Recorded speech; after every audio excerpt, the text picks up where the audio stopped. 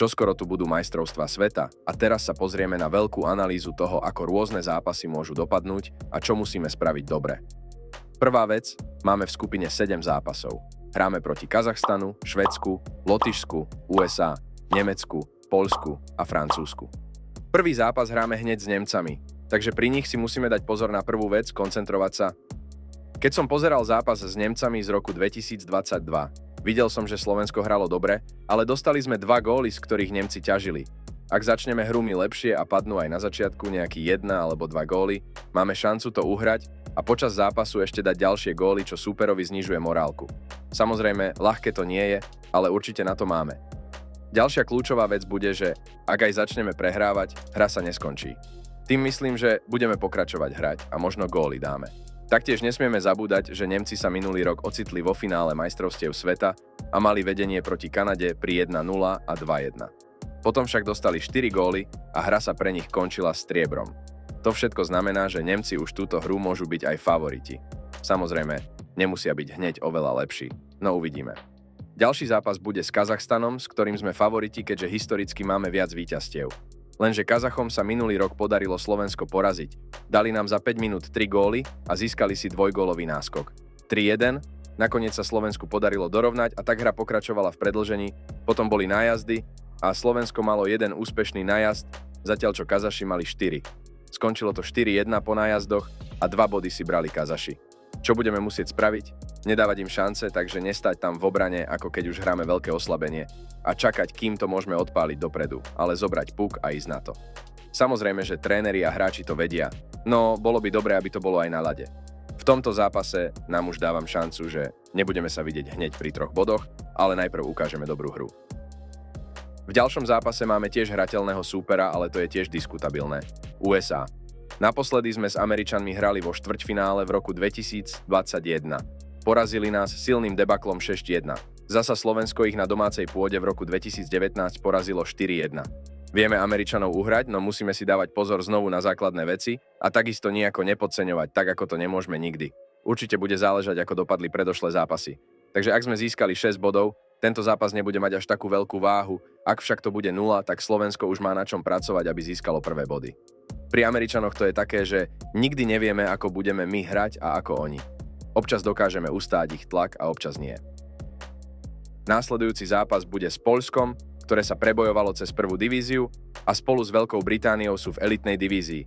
Poľsko je ten súper papierovo veľmi slabý, ale aj minulý rok malo Slovinsko šancu nám uchmatnúť bod, čo znamená, že podceňovať Poľsko alebo nesnažiť sa veľmi by sme určite nemali. Určite budeme musieť hrať normálne a nezostať iba v jednogólovom predĺžení, lebo sa budeme triasť 2 minúty pred koncom, že nám dajú gól, ako to bolo v lani so Slovincami. No určite budeme musieť ísť v tejto hre o 3 body. Toto sú čisto teoretické percentá. Neberte to vážne, alebo podľa toho nechoďte si vsádzať na športky. Predpokladám to takto. Určite budem rád, ak budete v komentároch diskutovať o tom, či súhlasíte, alebo dávate našej reprezentácii vyššie alebo nižšie šance. A bol by som veľmi rád, ak by ste ma podporili lajkom a odberom pre ďalší takýto obsah. A teraz sa poďme pozrieť na ďalších súperov. Francúzsko je náš ďalší súper. Je to tiež papierovo slabší súper, no vedia hrať a stále sa udržujú v elitnej divízii, čo znamená, že hrať naozaj vedia alebo niečo uhrať. Je pravda, že spolu s Rakúšanmi nahradili Rusov a Bielorusov, no teraz by to bolo veľké zamýšľanie sa nad tým, čo ak a keby bolo. Pre nás bude toto zrejme kľúčový zápas, lebo nám povie, ako na tom budeme. Najviac môžeme mať pred týmto zápasom 12 bodov, no to je veľmi nepravdepodobné. Skôr by som očakával 9 alebo 10 bodov. Ak by sme tento zápas vyhrali, boli by sme už skoro pri postupe, keďže 12 bodov už je veľmi pravdepodobný postup. Preto si myslím, že hráči do tohto zápasu dajú veľa, aby zaistili 3 body. Našim ďalším súperom bude Lotyšsko. Lotyšsko je ďalší súper, ktorý minulý rok si bral medailu. Samozrejme, že to nebude mať v tomto zápase váhu, no čo treba povedať je, že obidva týmy pôjdu po body. Verím tomu, že aj tento zápas uhráme aspoň s jednogólovou výhrou, aj keď je pravda, že väčšinou budú naše výhry jednogólové a občas dvojgólové. Taká je proste naša hra. Lotyši však určite nie sú súper, ktorý by sa dal povedať, že je papierovo slabší, keďže posledné roky hrá na našej úrovni a minulý rok to uhral až na bronzové miesto. Naším posledným súperom budú Švédi. Samozrejme, že u Švédov to optimisticky nevyzerá. Bude treba mať silný útok a silnú obranu. Ak dokážeme uhrať tlak Švédov a streliť gól, aj keď budeme mať málo šanc, šanca na výhru tam je. Pri tomto zápase pôjde skôr ale o to, ako sme na tom v tabuľke.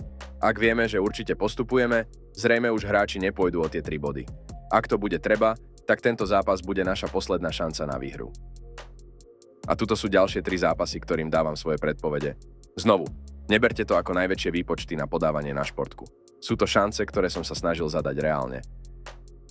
Slovenská reprezentácia má možno šancu na postup do štvrťfinále, ale postúpiť do semifinále by už bol úspech. Zrejme sa však zázrak nestane. Bude záležať od veľa faktorov. Taktiež, koľko budeme mať NHL hráčov, keďže aj na tom veľa závisí. Čo si vy o tom myslíte? Je Slovensko vhodné na štvrťfinále, alebo to vidíte ako takú našu klasiku? Napíšte do komentárkov, čo si vy o tom myslíte. V popise videa tiež máte link na WhatsApp kanál, kde budem vydávať novinky o Slovensku na MS 2024. Tiež nezabudnite dať like a odber pre viac obsahu a majte sa, ahojte.